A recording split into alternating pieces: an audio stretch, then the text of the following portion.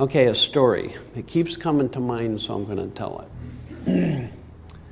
A guy calls me up and he says, "Can I come see you?" I said, "Well, yeah."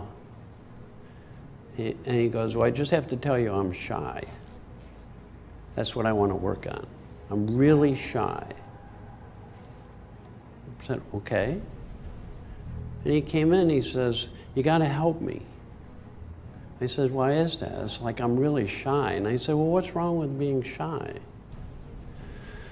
Now, just hear this as his beliefs and ideas and thoughts about what it means to be shy that he thought were true. So if you think what you think about life or a person or yourself, if you think that anything you think is true, it's going to be true in your world until you don't think it's true. It will stay true in your world until you see it's just a thought, it's made up. It's not truth. It's a thought, it's a belief. Beliefs come and go. Who you are is not coming and going. But if you think that it's true, it doesn't seem to come and go. It just sort of stays there as being true, right? I'm a shy person. I say, "Well, what does that mean?" He says, "Well, I can't go out." I said, "What do you mean you can't go out?" And he said, "Well, I can go out maybe, but I can't be in a room with a lot of people." I said, "Well, what happens if you're in a room with a lot of people?" He says, "I get so anxious. I'm so shy." And I said, "You know what occurred to me?" I said, "Well, how do you go shopping? I mean, you go into a store, there's a lot of people. How do you shop?" He says, "I don't." Can you believe this? He says, "I don't shop." I said, "Well, what do you do?" And he says, "Well, I live with my brother." And I said, "Yeah." And he goes, "Well, my brother shops for me." And I tell him what I need, and he goes to the store and gets it. So I don't have to go in the stores because I get too anxious. I said, "Well, why do you think you're shy?" He said, "Well, I know why I'm shy. I've been through a lot of therapy, and it's genetic." I said, "Really?" He goes, "No, it's genetic." I said, "Why do you think it's genetic?" And he said, "Well, my dad was this way, and his dad was this way, and it's been passed on through the genes, and I've got the shy gene."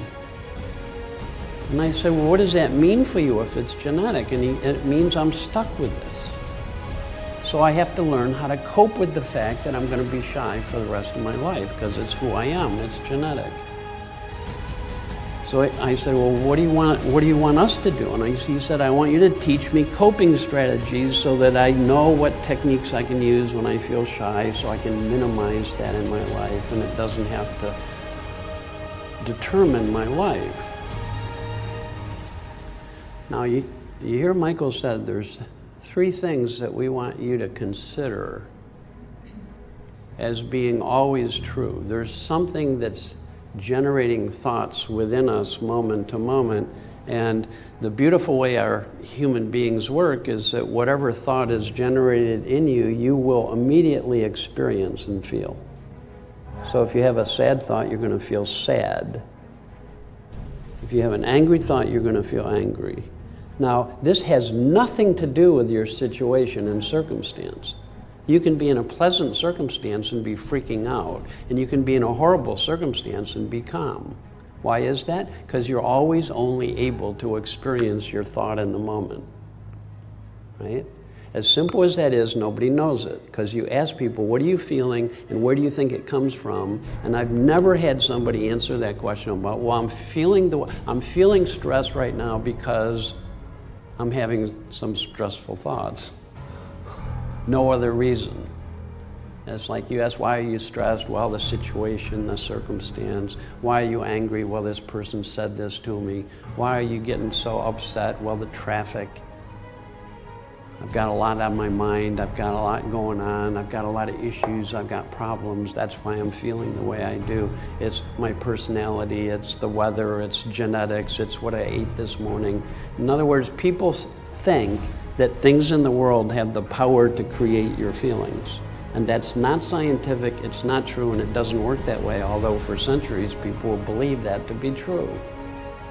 You are, very simply, being lived by these powers that be, and whatever thought is generated in you, you're going to experience. You will continue to have that experience until your thinking changes.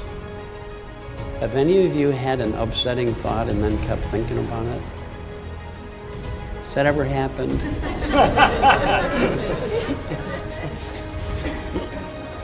I didn't realize I could spend like a whole day thinking about something. And the more I thought about it, the more anxious I would get, or the more angry I would get, or the more sad I would get. I didn't know that when I stopped thinking about it, everything I'm thinking about, which is what we call being in the present moment, you still have thoughts, but you're not thinking them. In other words, when you're thinking thoughts, you have to leave the present moment. When you're not thinking thoughts, thoughts are coming and going, you're not really involved in them. And that when people are not thinking thoughts, they don't stop feeling because your thinking changes and you begin to have nicer feelings. Without trying to think positive, which I did for years. It's built into us to feel good. It's built into us. The most natural and relaxed position in the world is resting in the present moment, because there's no trying, no effort, nothing to do. We call that being. We're human beings. Sometimes we forget that. Right? You can't think your way to the present moment. You can't think your way to a good feeling. Okay, I'm basically saying to this client who says he's shy the same thing I'm saying to you. You're living in the world created from the power of thought. And when you have sad thoughts created in your head, you feel sad. When you have angry thoughts created in your head, you feel angry. When you have loving thoughts created in your head, you feel loving. And when you have shy thoughts created in your head, you feel shy. That's how we work. Right? So that's where I think your shyness comes from. You have a habit of thinking that creates the feeling of shyness over and over and over again, and you've been locked into that habit of thought, and you think that those thoughts are true, so it stays true for you.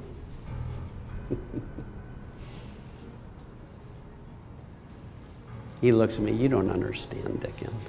It's genetic. You know, I've got some books I could let you read, and it'll prove that people's experience is genetic. And I say, okay, I'm not asking you to believe this. I'm asking you to consider the fact that everybody is always thinking, and that whatever people think will always be their experience, and that's where it comes from. Consider it. See if, just sit with that and see if that starts to make sense to you. Okay, so we have a few sessions where he's considering it. And then he comes in to see me, and he goes, I had an interesting experience today, Dickin. That's never happened before. I said, what was that? He says, I'm walking down the street with my head down, so I don't see people, and I'm walking past the drugstore. And I had given my brother a list of things I needed at the drugstore. And all of a sudden I had the thought, well, right at this moment, I'm not feeling shy or anxious. At this moment. And he stood up and he said, here's the door to the drugstore. And I'm walking down the street. And I go, well, right now I'm not feeling shy.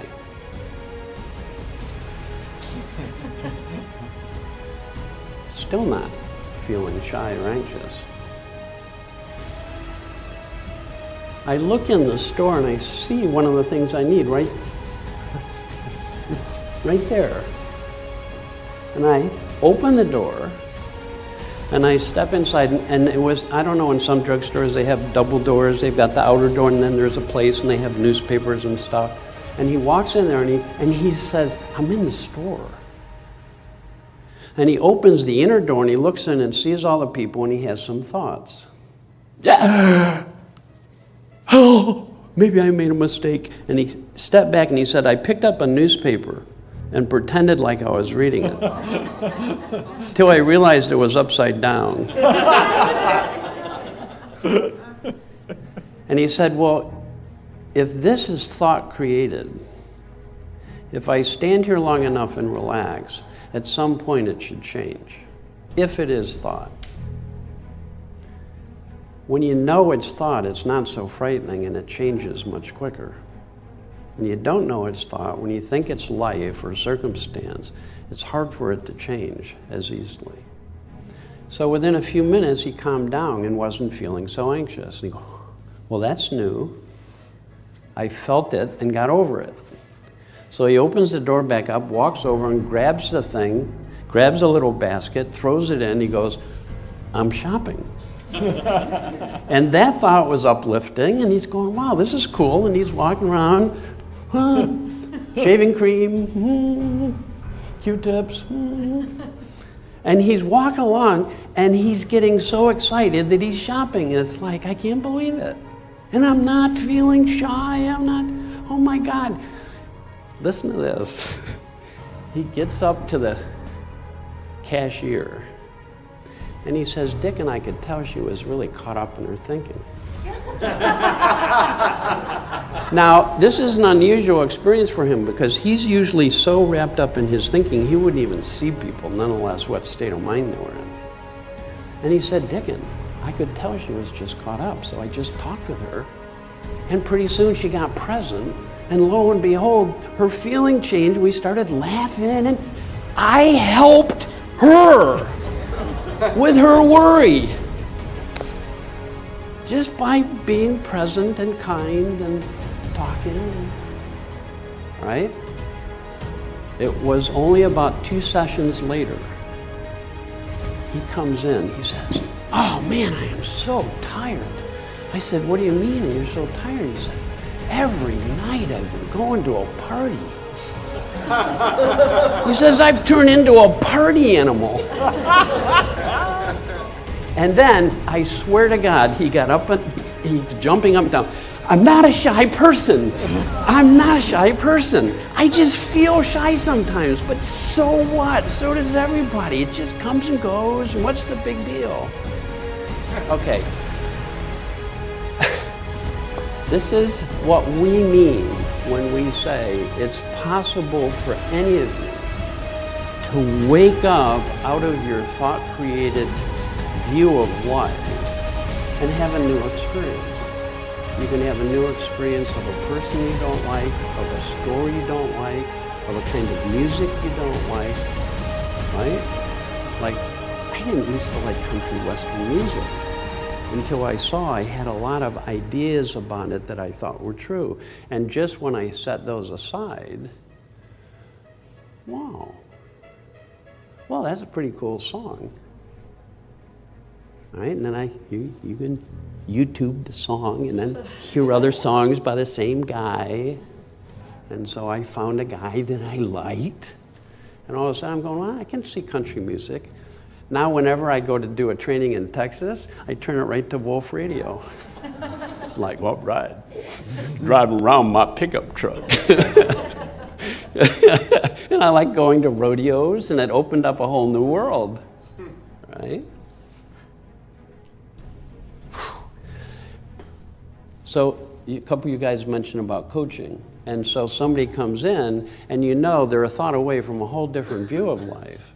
And so that you don't have to make a big deal about the view that they're in, because if you explore that, it's like coming up to somebody who's in a nightmare and then exploring with them, trying to help them improve that nightmare.